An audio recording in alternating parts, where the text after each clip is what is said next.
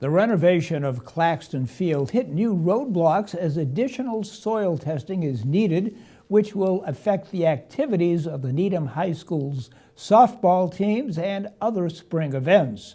On February 15th, the Select Board held a special meeting to bring the community up to date on this matter. Municipal producer Yu Xiaoyuan reports.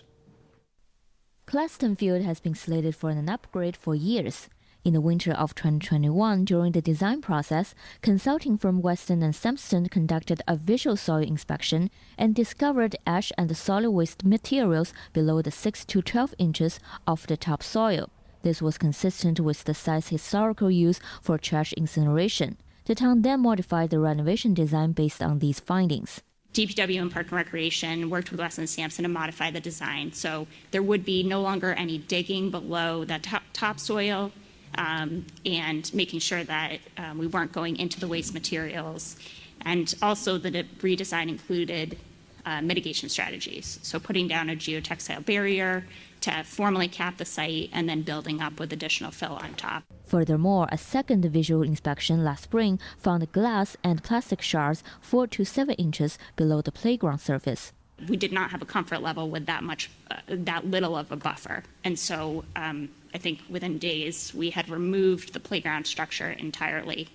DPW also brought new fill on site and reseeded that area and put a temporary fence around it. The good news is the second testing confirmed the field areas have 10 to 12 inches of debris-free topsoil, which allows the fields to remain open. The likelihood of contact with that material was quite low on those fields because you'd have to get pretty much a full foot down. That being said, Needham softball teams can still use Claxton Field in 2023 and are expected to move to DeFazio Park in 2024 after McLeod Field is converted from baseball to softball. This schedule is also subject to town meeting approval of the $1.3 million funding request for McLeod Field and a $1.78 million request for Claxton Field in May. However, uncertainty about this schedule arose due to an incident last summer.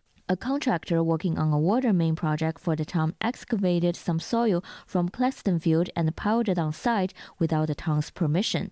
After a resident reported the incident to the Board of Health, the town immediately took actions to safeguard the area.